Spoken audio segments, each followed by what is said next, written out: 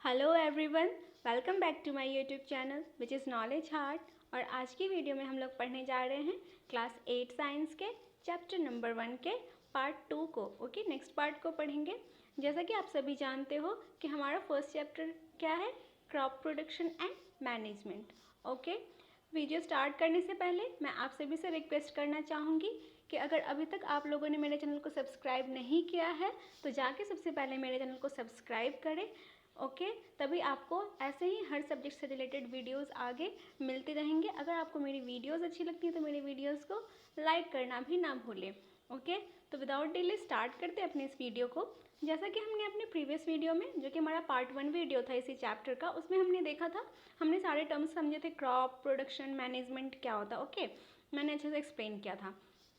और हमने ये भी देखा था कि क्रॉप कितने तरह के होते हैं। तो कितने तरह के बेसिकली क्रॉप होते हैं, 2 टाइप्स होते हैं, ठीक है, खरीफ क्रॉप एंड रबी क्रॉप, जो कि सीजन के अकॉर्डिंग हमने देखा था, ठीक है। एंड हमने ये देखा था कि कौन कौन सी एग्रीकल्चरल प्रैक्टिसेस होती हैं। टोटल 7 एग्रीकल्चर प्रैक्टिस देखी थी हमने, ठीक है, जिसमें फर्स्ट था प्रिपरेशन ऑफ सॉइल, सेकंड क्या था, सोइंग था, फिर था adding manure and fertilizers, okay, protecting from weeds, harvesting, storage. इस तरह से हमारे कुछ एग्रीकल्चर प्रैक्टिसेस थी, ठीक है, जिसमें हमने अपने फर्स्ट प्रैक्टिस को, जो कि प्रिपरेशन ऑफ सॉइल, ठीक है, उसको पढ़ा था कि किस तरह से क्रॉप को जो है सो करने से पहले, बोने से पहले हमें सॉइल का प्रिपरेशन करना होता है, ठीक है, जिसको हम लोग क्या कहते हैं, टिलिंग, प्लोइंग कहते हैं।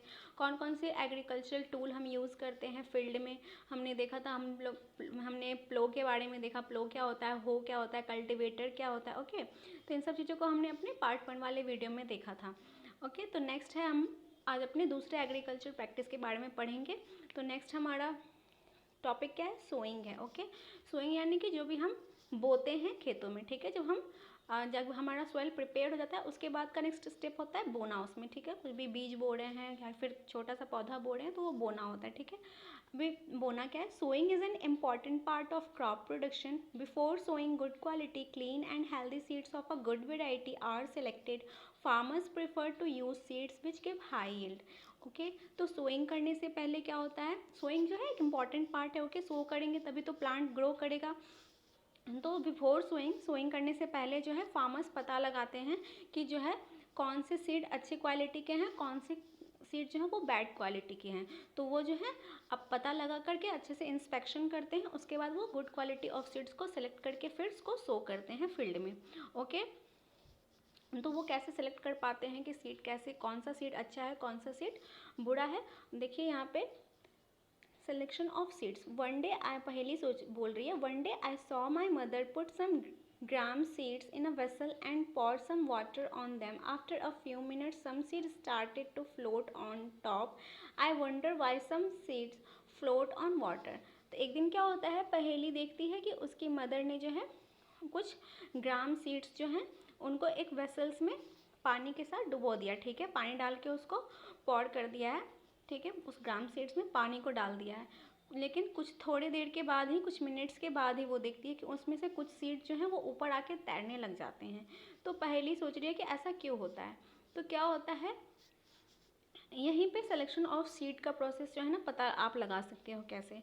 क्योंकि जब भी आप कोई सीड में पानी डालोगे, ठीक है, थोड़ी देर के बाद अगर उसमें से कोई सीड ऊपर उठ करके फ्लोट करने लगता है, इसका मतलब ये होता है कि जो सीड्स ऊपर में फ्लोट कर रही हैं वो डैमेज सीड्स हैं, यानी कि उसके अंदर जो भी न्यूट्रिएंट्स था, जो भी पार्ट था, वो सारे कुछ जो है उसमें मतलब कि वो बर्बाद हो गए हैं, ठीक है, ख़राब हो चुके हैं, उसे कीड़े ने खा लिया है, इस तरह से। लेकिन अगर जिसमें न्यूट्रिएंट्स बचा होगा वो पूरा फिल होगा अंदर से, ठीक है, उसमें वेट होगा, इसीलिए वो अंदर बैठा हुआ रहता है, वो ऊपर नहीं आता है।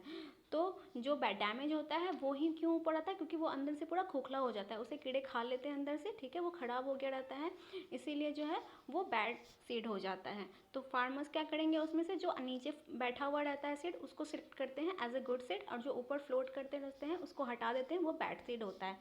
ओके, बात क्लियर हो गई होगी आपको कि सीड का सिलेक्शन इस तरह से कर सकते हैं। अभी एक्टिविटी 1 इससे रिलेटेड ही है, हम देख लेते हैं। Take a beaker and fill half of it with water, put a handful of wet seeds and stir well, wait for some time. आप एक बीकर ले लो और उसको आधा पानी से आप फिल कर दो। उसके बाद क्या करो, आप उसमें कुछ जो है एक मुट्ठी जो है आप उसमें वीट के सीड्स डाल दो, गेहूं के बीज डाल दो और उसको अच्छे से मिला दो। फिर कुछ देर तक वेट करो, उसके बाद ऑब्जर्व करो क्या होता है। Okay, are there seeds which float on water? Would those be lighter or heavier than those which sink? Why would they be lighter? Damaged seeds become hollow and are thus lighter, therefore they float on water। ठीक है, ये वही कहा जा रहा है जो भी मैंने थोड़ी देर पहले एक्सप्लेन किया कि आप उसमें ऑब्जर्व करोगे कि कुछ सीड जो है वो ऊपर आके फ्लोट करने लगते हैं, कुछ सीड नीचे बैठे रहते हैं। तो फ्लोट जो करने लगते हैं वो क्या होता है, हॉलो हो जाते हैं अंदर से। मैंने बोला उसे कीड़े खा लेते हैं तो वो अंदर से हॉलो हो जाते हैं, उसके अंदर कुछ नहीं बचा होता है, हल्के हो जाते हैं तो वो ऊपर आ जाते हैं। लेकिन जो खराब सीड नहीं होते हैं वो जो है नीचे डूब जाते हैं, नीचे रहते हैं।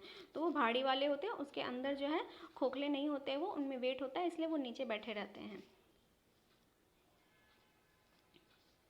This is a good method for separating good healthy seeds from damaged ones. Okay, तो ये एक बहुत अच्छा तरीका है कि आप किस तरह से पता लगा सकते हैं कौन सा सीड बेटर है, कौन सा सीड अच्छा नहीं है। आप अगर कभी घर में किसी का प्लांट लगाते हो तो आपको अगर इंस्पेक्शन करना है कि कौन सा सीड बेटर है, कौन सा सीड बेटर नहीं है, अगर आप मार्केट से सीड लाते हो तो आप ये प्रैक्टिस करके देख सकते हो। ठीक है, before sowing one of the important task is to know about the tool use for sowing seeds 1.2 AB। Okay, तो अब जिस तरह से हमने देखा कि हमने प्लोइंग एंड टिलिंग कर रहे थे, तो प्लोइंग टिलिंग भी हम मशीन्स की हेल्प से या फिर किसी टूल्स की हेल्प से कर रहे थे, उसी तरह से सोइंग भी करेंगे तो वो किसी टूल्स की हेल्प से करेंगे। हाथ से करने में हमें, आपको पता है हम हाथ से भी कर सकते हैं, लेकिन हाथ से करने में बहुत टाइम लगता है। तो कौन से टूल्स हैं, ठीक है, अभी ट्रेडिशनल टूल की बात करेंगे कि जो पुराने टाइम से चलते आ रहा है ऐसे tools. The tool used traditionally for sowing seed is shaped like a funnel, figure 1.2a। जो पुराने टाइम से यूज़ होते आ रहा है सोइंग के लिए, बीज बोने के लिए टूल, वो क्या है, इस तरह से फनल शेप में होता है। देखो आप यहाँ पे ये फनल शेप में इस तरह से बना हुआ है ना, यहाँ पे ऊपर पे, और इसमें एक पाइप नीचे लगा हुआ है। ठीक है, इस तरह से इस फनल में जो है सीड डालते जाते हैं फार्मर्स। ठीक है, और यहाँ पे ये बैल जिस तरह से आप देख रहे हो कि प्लो ही शेप का है, ये इनके कंधे पे रखा हुआ है और यहाँ पे एक हैंडल लगा हुआ है, उसमें ये फनल अटैच है। तो इसमें वो सीड डालते जाते हैं और वो सीड जो इस पाइप की हेल्प से नीचे जाता है ज़मीन में, फिर यहाँ पे जो है एक टूल लगा हुआ रहता है जो उसको अंदर ज़मीन के अंदर डाल देता है। ठीक है, seeds are filled into the funnel, passed down through 2 or 3 pipes having sharp ends. These ends pulls into the soil and place seeds there। ठीक है, तो ये फनल में 2 से 3 पाइप लगे होते हैं जिससे कि सीड्स जो है नीचे जाता है और फिर ज़मीन के अंदर एंटर कर जाता है और फिर अंदर चले जाता है। समझ में आ गया आपको ये फिगर? ठीक है, तो ये सोइंग किया जा रहा है यहाँ पे इस फिगर में फनल वाले टूल के हेल्प से, जो कि ट्रेडिशनल मेथड है। सेकेंड है सीड ड्रिल। तो आज के टाइम पे सीड ड्रिल्स का यूज किया जाता है। ठीक है, नाउ डेज आपको पता है कि आजकल सब कुछ मशीन ड्रिवन हो गई है, टेक्नोलॉजी इतनी वास्ट हो गई है, लोगों को इतना मैन पावर लोग वेस्ट नहीं करते हैं। तो आज के टाइम पे nowadays the seeds drill figure 1.2b में आप देख रहे हो is use for sowing with the help of tractors. Okay, तो इस सीड ड्रिल का हेल्प से हम क्या करते हैं, बीज बोते हैं।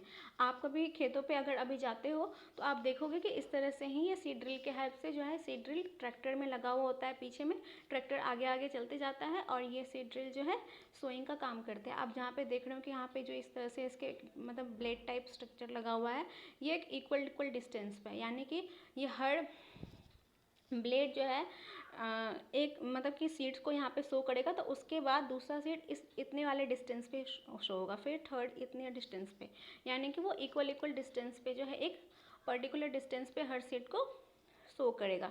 Okay, this shows the seeds uniformly eight equal distance and depth. Okay, तो ये जो ड्रिल है, सीड ड्रिल, ये क्या करता है, एक इक्वल डिस्टेंस पे सारे सीड को जो है वो शो करता है।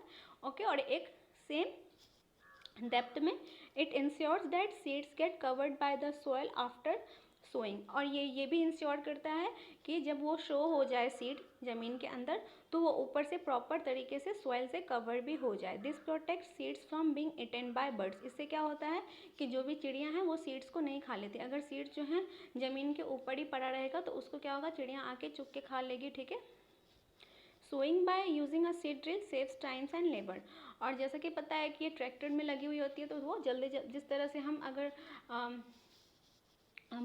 अगर आगे में हम दो बैल रख करके इस तरह से इसको यूज़ कर रहे थे ना हम, ये फनेल वाले टूल को, इसमें सोचिए कितना टाइम लग रहा होगा क्योंकि बैल धीरे धीरे चलते हैं। वहीं पे यहाँ पे ट्रैक्टर लगा हुआ है, आपको पता है ट्रैक्टर कितना फास्ट चलता है, तो इस तरह से मैन पावर कितना बचता है, टाइम भी बचता है, लेबर भी बचता है, और जल्दी से और अच्छे तरीके से हो भी जाता है काम। There is a nursery near my, बुजू सोच रहा है, there is a nursery near my school, I found that little plants were kept in small bags, why are they kept like this. बुजो सोच रहा है कि उसने देखा है एक नर्सरी है उसके स्कूल के पास, ठीक है। नर्सरी वैसी जगह होती है जहाँ पे कि हर तरह के पौधे जो हैं उगाए जाते हैं वहाँ पे, वहाँ से फिर बेचे जाते हैं। आपने भी अपने घर में नर्सरी से कभी कोई प्लांट लाया होगा, ठीक है, या फिर कोई गमला, मतलब कोई भी फ्लावर वाला प्लांट लाए होंगे आप, ठीक है, नर्सरी से। तो वहाँ पे वो देख रहा है कि कुछ छोटे छोटे प्लांट्स जो हैं छोटे छोटे बैग में जो है डले हुए होते हैं, ठीक है। Why are they kept like this, तो ये वो सोच रहा है कि ये छोटे छोटे प्लांट छोटे छोटे बैग में पॉलीथीन में क्यों रखे हुए होते हैं। Seeds of a few plants such as paddy are first grown in a nursery. When they grow into seedlings, they are transplanted to the field manually. Some forest plants and flowering plants are also grown in the nursery. तो क्या होता है कि कुछ plants ऐसे होते हैं जैसे कि पैडी, धान का जो पौधा होता है उसको पहले नर्सरी में ग्रोन किया जाता है, यानी कि उसके सीड को पहले अच्छे से नर्सरी में ग्रोन किया जाता है। जब वो सीडलिंग के शेप में ग्रो हो जाता है, ठीक है, थोड़ा सा छोटा छोटा पौधा बन जाता है, तब उसको फील्ड में जा कर के लगाते हैं। ओके, इससे के बहुत सारे फ़ायदे हैं, क्योंकि आपको पता है कि बहुत लार्ज एरिया ऑफ लैंड में हमें पैडी ग्रो करना होता है। कितने सारे लोग चावल खाते हैं हमारे कंट्री में, ठीक है। तो ऐसा करने से क्या होता है, उनको पता चल पाता है कि कौन सा पौधा जो है वो हेल्दी आया है, सीडलिंग, ठीक है। तो प्रॉपर जो हेल्दी पौधे होते हैं उनको जा कर के वो वहाँ पे सो करते हैं, बोते हैं,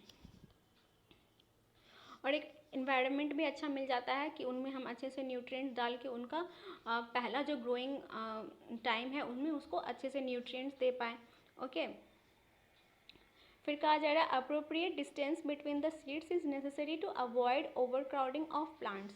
अभी ये सीड ड्रिल जो है ये अप्रोप्रिएट डिस्टेंस पे जो है सारे सीड को जो है वो सो कर रहा था। इससे क्या होता है कि एक डिस्टेंस के बाद ही दूसरा सीड होगा। इससे क्या होता है कि ओवर क्राउडिंग सीड का नहीं होता है, जैसे कि जस्ट एक सीड है उसके जस्ट बगल में ही दूसरा सीड नहीं हो जाता है।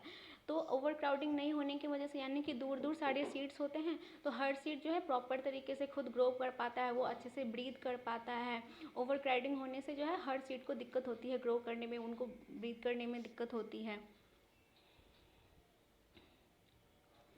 और ओवर क्राउडिंग नहीं होता है, this allow plants to get sufficient sunlight, nutrients and water from the soil, ठीक है। तो उनको जब ओवर क्राउड नहीं होगा, बगल में ही कोई दूसरा पौधा नहीं होगा, तो वो उनको अच्छे से धूप मिलेगी, रोशनी मिलेगी, जो भी न्यूट्रिएंट्स लेना है वो अपने आसपास के एरिया से अच्छे से ले पाएगा, वाटर मिलेगा सॉइल से। Okay, at times a few plants में have to be remove to prevent overcrowding. और कभी कभी ऐसा होता है कि हमें कभी कभी क्या होता है ना कि आप कोई प्लांट लगाते हो, ओके, मतलब कि फील्ड में उसके आजू बाजू कुछ अनवांटेड प्लांट्स भी पैदा हो जाते हैं, तो उनको हमें उखाड़ना पड़ता है, ओवर क्राउडिंग ना हो जाए। ओके, ताकि जो हमने प्लांट सो किया है उसको ही सारे न्यूट्रिएंट्स, सारी अच्छी चीज़ें उसको मिल सके। नेक्स्ट हमारा एग्रीकल्चर प्रैक्टिस है। हमने सो देख लिया, ठीक है, बीज बोना देख लिया, उसमें क्या क्या होते हैं, ठीक है, हम कैसे अच्छे बीजों का पता लगाएंगे। नेक्स्ट है एडिंग मेन्योर एंड फर्टिलाइजर्स, ठीक है। अब हम खेतों में जो है पौधे लगा दिए, हमने सॉइल को प्रिपेयर कर लिया, हमने बीज बो दिया, अब क्या करेंगे, वो अच्छे से कैसे ग्रो करे उसके लिए हम उसमें उसको खाना पानी देंगे ना। आपको जिस तरह से ग्रो करने के लिए दूध पीने की ज़रूरत होती है, प्रोटीन चाहिए होता है, आपको कार्बोहाइड्रेट सब चीज़ चाहिए होता है, वैसे उनको भी तो न्यूट्रिएंट चाहिए ग्रो करने के लिए, तो वही उनको न्यूट्रिएंट देंगे हम उनके ग्रोइंग पीरियड में। The substances which are added to the soil in the form of nutrients for the healthy growth of plants are called manure and fertilizers. तो वैसे सब्सटेंस जो कि सॉइल में ऐड किए जाते हैं न्यूट्रिएंट्स के फॉर्म में, किस लिए, प्लांट को के अच्छे ग्रोथ के लिए, उसको हम क्या कहते हैं, उसको मैन्योर कहते हैं या फर्टिलाइजर, मैन्योर कहते हैं और फर्टिलाइजर्स कहते हैं। मैन्योर और फर्टिलाइजर में क्या डिफरेंस है हम आगे देखेंगे। ओके, यहाँ पे मुझे बोला I saw a healthy crop growing in a farm in the neighbouring farm the plants were weak, why do some plants grow better than others. तो बूझो ने जो है एक क्रॉप देखा है, फसल देखी है उसके फार्म के नज़दीक जहाँ पे क्रॉप जो है अच्छी उगी हैं, ठीक है। और दूसरे वाले फार्म में उसने देखा है, यानी कि उस दो फार्म है, ठीक है, उसने देखे एक फार्म में जो है क्रॉप अच्छी उगी हैं, अच्छे हेल्दी क्रॉप हैं, दूसरे वाले में वीक क्रॉप उगे हैं। तो वो सोच रहा है कि क्यों एक जगह का क्रॉप जो है वो अच्छा है और एक जगह का क्रॉप जो है वो अच्छा नहीं है। तो मे बी यही हो सकता है रीज़न कि उसमें अच्छे से जिनका वो फील्ड होगा उन्होंने अच्छे से उसमें मैन्योर फर्टिलाइजर्स, उनको न्यूट्रिएंट्स नहीं अवेलेबल कराए होंगे, तो वो वहाँ के जितने भी प्लांट्स होंगे वो वीक हो गए होंगे। Soil supplies mineral nutrients to the crop plants. These nutrients are essential for the growth of plants. In certain areas, farmers grow crop after crop in the same field. The field is never left uncultivated or fallow. Imagine what happens to the nutrients. आपको जैसे कि पता है, आपने previous classes में भी पढ़ा है, सॉइल जो है प्लांट को क्या देता है, सॉइल प्लांट को मिनरल्स देता है, वाटर देता है। ओके, सॉइल में बहुत सारे मिनरल्स प्रेजेंस होते हैं, तो और ये प्लांट की ग्रोथ के लिए भी बहुत इंपॉर्टेंट होते हैं। लेकिन आपने कभी सोचा है कि अगर ऐसे भी बहुत सारे फील्ड होते हैं जहाँ पे कि एक फसल कटी, दूसरी फसल फिर से लगा दिया उन्होंने तुरंत, फिर दूसरी फसल कटी, फिर तीसरी फसल लगा दिया तुरंत, फिर चौथी फसल कटी, मतलब एक फसल कटी वो रुक नहीं रहा है, लीफ फील्ड कुछ दिन के लिए भी खाली नहीं छोड़ रहे, उससे काम करवाए जा रहे हैं। अब आप किसी से भी बार बार काम करवाओगे तो उसमें जितनी जान है वो तो चली जाएगी ना। वही कह रहा है कि तो फिर उस फील्ड के साथ आखिर क्या होता होगा, उसके मिट्टी के साथ क्या होता होगा। अभी बार बार आप उसमें फसल लगा रहे हो तो क्या होता है कि फसल जो होती हैं, प्लांट्स जो होती हैं, वो मिट्टी से क्या अब्जॉर्व करती हैं, उनसे मिनरल्स अब्जॉर्व करती हैं। तो बार बार जो फसलें लगाई जाएंगी तो वो जितनी भी उनके मिनरल्स होंगे वो सारी अब्जॉर्व कर लेंगी। तो एक टाइम के बाद क्या होगा कि वो मिट्टी जो है न्यूट्रिएंट लेस हो जाएगी, उसमें कुछ भी पोषण नहीं बचेगा। वो फिर वैसे ही मिट्टी क्या हो जाती है, बंजर भूमि हो जाती है, वहाँ पे कुछ भी अच्छे से कुछ भी लगा वो अच्छे से हेल्दी प्लांट्स उसमें ग्रो ही नहीं करेंगे। ओके, तो continuous cultivation of crops makes the soil poor in nutrients. तो कंटिन्यूस कल्टीवेशन से क्या होता है, सॉइल के न्यूट्रिएंट्स जो हैं वो खत्म हो जाती हैं। Therefore farmers have to add manure to the fields to replenish the soil with nutrients. इसीलिए फार्मर्स को क्या करना पड़ता है कि उसमें ऐड करना पड़ता है, मैन्योर एंड फर्टिलाइजर्स ऊपर से ऐड करते हैं ताकि वो रिवाइव कर सके सॉइल, ठीक है, वो अपने जितने न्यूट्रिएंट्स हैं फिर वो उसको प्राप्त कर सकें। This process is called manuring. Improper और insufficient manuring results in weak plant, ठीक है। तो वही जो हम ऐड करते हैं मैन्योर, फर्टिलाइजर जो भी ऐड करेंगे उसमें, उसको हम क्या कहते हैं, मैन्योरिंग कहते हैं। अगर इम्प्रॉपर तरीके से, इनसफिशिएंट, अगर पर्याप्त मात्रा में उसमें मैन्योर ऐड नहीं कर रहे हैं हम सॉइल में, तो जो है हमारे प्लांट्स जो होंगे वो वीक हो जाएंगे। Manure is an organic substance obtained from the decomposition of plant or animal waste. Farmers dump plant and animal wastes in pits at open place and allow it to decompose. अभी मैंने बताया ना कि हम आगे पढ़ेंगे मैन्योर एंड फर्टिलाइजर्स क्या होते हैं। तो मैन्योर जो होता है ना वो ऑर्गेनिक होता है। ऑर्गेनिक यानी कि जो लिविंग ऑर्गेनिजम्स होते हैं उनको डिकम्पोज करके बनाया गया होता है, ठीक है। वो केमिकली नहीं बनता है, लिविंग ऑर्गेनिजम्स को सड़ा गला करके, ठीक है, वो बनता है। उसके जितने न्यूट्रिएंट्स होते हैं ना वो डाले जाते हैं। जैसे कि आपने क्लास 6 में वर्मी कंपोस्टिंग पढ़ा होगा ना, आपको याद होगा। तो उससे मैन्योर बनाते हैं। कोई भी सड़े मतलब कि डेड प्लांट्स हो गए, डेड ऑर्गेनिजम्स हो गए, उनको आपने एक पिट खोद ली, मतलब कि गड्ढा खोद लिया, उसमें डाल दिया, ठीक है, फिर उनको डिकम्पोज होने के लिए छोड़ दिया, सड़ने के लिए छोड़ दिया, फिर वो जो बनेगा वो मैन्योर बनेगा, खाद बनेगा। तो उसको आप अगर प्लांट की जड़ में डालते हो या सॉइल में डालते हो तो सॉइल में वो न्यूट्रिएंट्स की तरह जाएगा और वो प्लांट के लिए जो है और सॉइल के लिए, दोनों के लिए ही बहुत ही बेनिफिशियल होता है।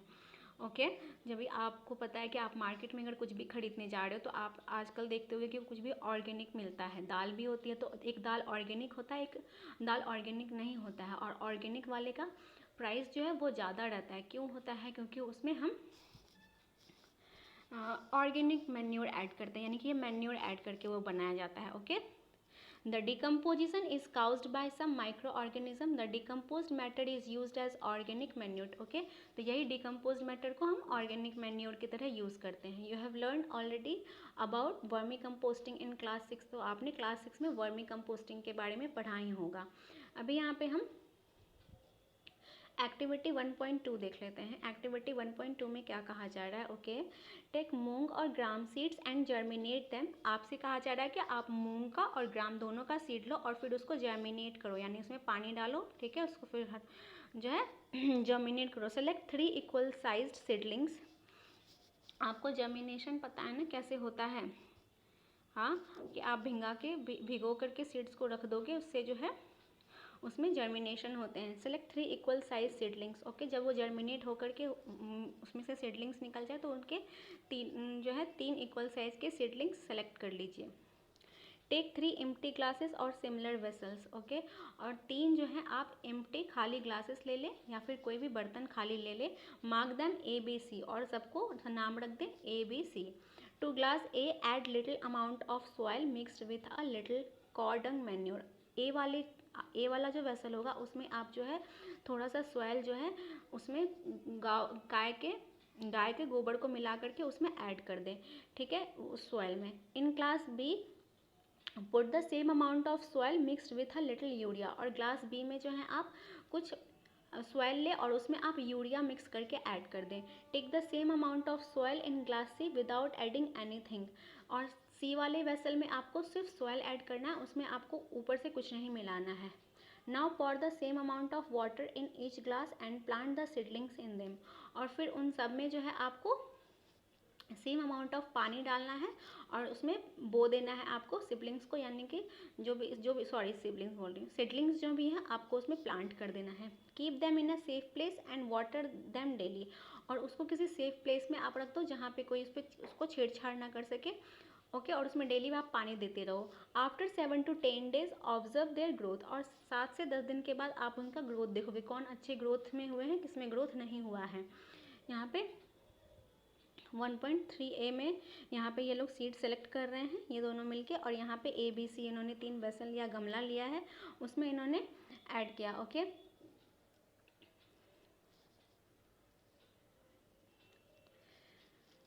देखो आप A वाले में पौधा उगा है, B वाले में, C वाले में थोड़ा कम उगा है। Okay, did plants in all the glasses grow at the same pace. तो क्या आपको तीनों पॉट में जो है सेम जैसा ही आपको लग रहा है कि एक जैसे ही प्लांट हो गए हैं? बिल्कुल नहीं हो गए हैं, ठीक है, एक में ज़्यादा, फिर एक में कम, फिर एक में जो है बिल्कुल कम, या एक इस तरह से आपको दिख रहा है। Which glass showed better growth of plants and in which was the growth fastest. कौन सा आपको अब देखना है कि कौन से वाले पॉट में जो है बेटर ग्रोथ हुआ है प्लांट का और किस में सबसे जल्दी जो है वो प्लांट ग्रो किया है। Fertilizers are chemicals which are rich in particular nutrient. आप जैसे यहाँ पे देख पा रहे हो कि ABC में आप देख पा रहे हो कि ए वाले वेसल में जो है प्लांट ग्रो हुए हैं, ओके, लेकिन इसमें थोड़े ग्रो हुए हैं, लेकिन ग्रो हुए हैं। बी वाले में ज़्यादा ग्रो हुए हैं, सी में तो बहुत कम ही ग्रो हुए हैं और वो लंबे भी नहीं हुए हैं। ओके, हमने मैन्योर के बारे में पढ़ लिया, मैन्योर क्या होता है। ओके, अभी हम फर्टिलाइजर्स के बारे में पढ़ेंगे।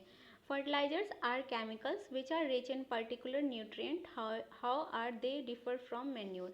फर्टिलाइजर्स जो हैं वो केमिकल होते हैं, ठीक है, उनको फैक्ट्री में बनाया जाता है।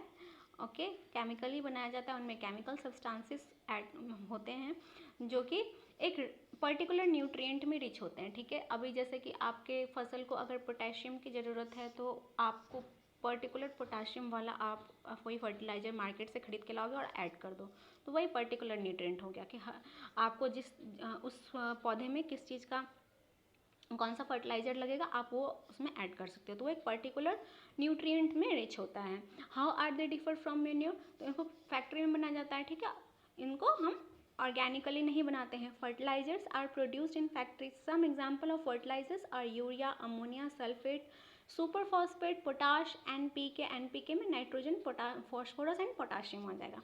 तो ये सभी आपके फर्टिलाइजर्स के एग्जाम्पल है, आप इसे अच्छे से याद कर लेना। ओके, आपसे पूछा जा सकता है आपके एग्जाम में कि give some examples of fertilizers. The use of fertilizers has helped farmers to get better yield of crops such as wheat, paddy and maize. तो फर्टिलाइजर्स के हेल्प से जो है ना हम ज़्यादा से ज़्यादा बेटर क्रॉप्स जो हैं कल्टीवेट कर सकते हैं और ज़्यादा स्पीड में भी कर सकते हैं। Okay, fertilizers have also become a source of water pollution.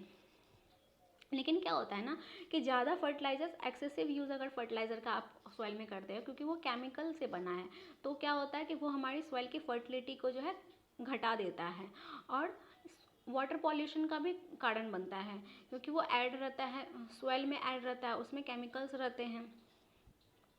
Therefore, in order to maintain the fertility of the soil, we have to substitute fertilizers with organic manure or leave the field uncultivated in between two crops. तो इसीलिए जो है हमें fertilisers के बदले manure ज़्यादा use करना चाहिए अपने खेतों में. और जो है हम अगर एक क्रॉप हमने उगाया, उसके बाद हमें कुछ दिन तक फील्ड को जो है अनकल्टिवेटेड छोड़ देना चाहिए, उसमें कुछ भी नहीं उगाना चाहिए. जब तक हम दूसरा फसल लगाएंगे कुछ दिन तक उसको रेस्ट करना चाहिए, ताकि वो अपने आप को रिप्लेनिश कर पाए. ठीक है. The use of manure improve soil texture as well as its water retaining capacity.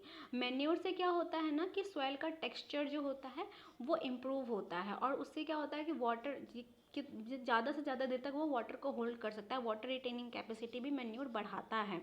It replenishes the soil with nutrients, और ये सॉइल को न्यूट्रिएंट्स में रिप्लेनिश होने में भी हेल्प करता है, यानी कि फिर से वो न्यूट्रिएंट्स जो है अपने आप में सॉइल को मतलब प्राप्त हो जाते हैं, सॉइल को न्यूट्रिएंट्स देते हैं. Another method of replenishing the soil with nutrients is through crop rotation.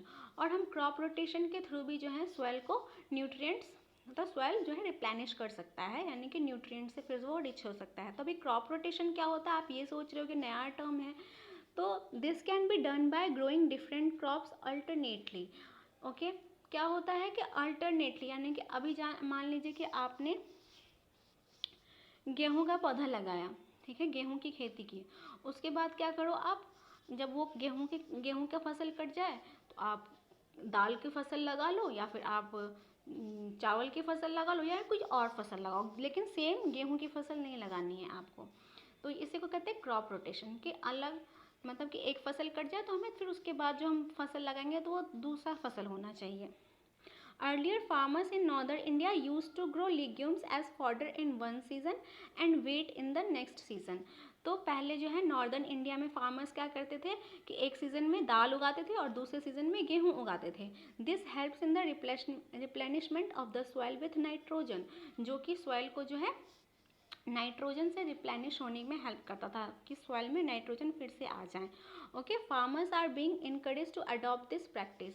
होता क्या है ना कि आपने मान लीजिए कि लेग्यूमिनस प्लांट जो है लगाए हैं अपने फील्ड में, तो लेग्यूमिनस प्लांट के लिए जो जो चीज़ें उन प्लांट्स को चाहिए होंगी वो उस सॉइल से लेकर के वो प्लांट ग्रो करेंगे. ठीक है, प्लांट हार्वेस्ट हो गया, कट गया, तो वो जो चीज़ें उस लेग्यूमिनस प्लांट को चाहिए होती हैं अभी उसमें डिफिशिएंट हो जाएगा वो सॉइल, क्योंकि वो सारी चीज़ें प्लांट ने ले ली. फिर अगर हम दूसरा प्लांट वहाँ पे लगाते हैं तो दूसरा प्लांट कोई दूसरा न्यूट्रिएंट उसमें, उसको दूसरे न्यूट्रिएंट की ज़रूरत होगी ग्रो करने के लिए. जो पहले दाल लगाए थे, दाल में जो न्यूट्रिएंट चाहिए होते हैं वो उसको नहीं चाहिए होगा. तो क्या होता है कि दाल को जो न्यूट्रिएंट चाहिए होगा वो फिर से जो है सॉइल में तब तक में, जब तक में दूसरा फसल उसमें उगेगा तब तक में वो फिर से दाल वाला जो न्यूट्रिएंट होता है वो उसमें फिर से आ जाता है दाल वाले सीजन तक आते आते. तो इस तरह से जो क्या होता है वो अपने आप को रिवाइव कर पाता है, अपने आप को रिप्लेनिश कर पाता है उस न्यूट्रिएंट में. आई होप आपको ये बात समझ में आ गई होगी. In the previous classes, you have learned about rhizobium bacteria. These are present in the nodules of roots of leguminous plants. They fix atmospheric nitrogen. आपने क्लास 7 में, आपने शायद क्लास 7 में ही हाँ पढ़ा होगा राइजोबियम बैक्टीरिया के बारे में. वो क्या होते हैं, लेग्यूमिनस प्लांट के जड़ में ग्रो होते हैं. राइजोबियम बैक्टीरिया क्या करता है, एटमॉस्फेरिक नाइट्रोजन को जो है वो फिक्स करता है उनके रूट में. ठीक है, तभी उस फूल को उस एटमॉस्फेरिक फॉर्म में जो है वो प्लांट उस नाइट्रोजन को यूज़ नहीं करते हैं, तो वो उसको जो है फिक्स करता है. नाइट्रोजन फिक्सेशन बैक्टीरिया उसको कहते हैं, राइजोबियम बैक्टीरिया को. तो आपको पता है कि राइजोबियम बैक्टीरिया कहाँ प्रेजेंट होता है, जो भी दलहन वाली पौधे होती हैं उनकी जड़ों में रहते हैं, रूट नोड्यूल्स में होते हैं. अभी यहाँ पे हमें फर्टिलाइजर्स एंड मैन्योर का डिफरेंस दिया हुआ है. ओके, इसको तो आप बहुत अच्छे से कर लोगे, आप एग्जाम पॉइंट ऑफ व्यू से बहुत इंपॉर्टेंट हो जाता है. फर्टिलाइजर पहला क्या डिफरेंस है, fertilizer is a man made inorganic salt. Fertilizer क्या है, मैन मेड, उसको आर्टिफिशियली बनाया जाता है. ओके, मैन मेड है, इनऑर्गेनिक्स है. ठीक है, and manure is a natural substance obtained by the decomposition of cattle Dang and plant residues. तो मैन्योर क्या है, वो एक ऑर्गेनिक जो है सब्सटेंस है, नेचुरली उसको हम नेचुरली हम लोग उसे बनाते हैं किससे, या तो कैटल्स के जो भी डंग होते हैं, ओके, कैटल डंग, या फिर प्लांट जो मतलब कि प्लांट का बचा हुआ अवशेष होता है उससे बनाते हैं। नेक्स्ट है fertilizer is prepared in factories. Fertilizer को कहाँ बनाते हैं, फर्टिलाइजर को हम लोग फैक्ट्री में बनाते हैं। Manure can be prepared in the fields, और मैन्योर को कहीं भी हम खुले में फील्ड में बना लेते हैं। Fertilizers does not provide any humus to the soil. Fertilizer जो है वो हमारी मिट्टी को ह्यूमस प्रोवाइड नहीं करता है, but manure provide a lot of humus to the soil. लेकिन मैन्योर जो है वो हमारी मिट्टी को ह्यूमस प्रोवाइड करता है।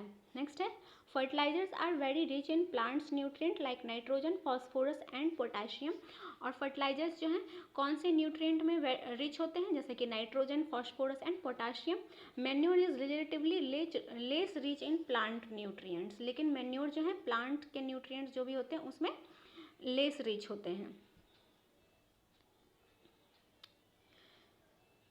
Table 1.1 gives the difference between a manure and fertilizer. Okay.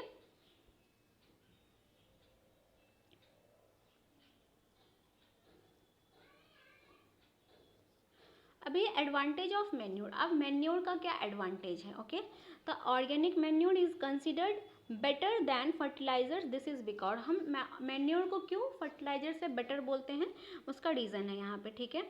क्योंकि it enhances the water holding capacity of the soil, क्योंकि ये मिट्टी में जो भी वाटर होल्डिंग कैपेसिटी है, ज़्यादा से ज़्यादा देर तक ये वाटर को होल्ड करके रखता है। It makes the soil porous due to which exchange of gases becomes easy.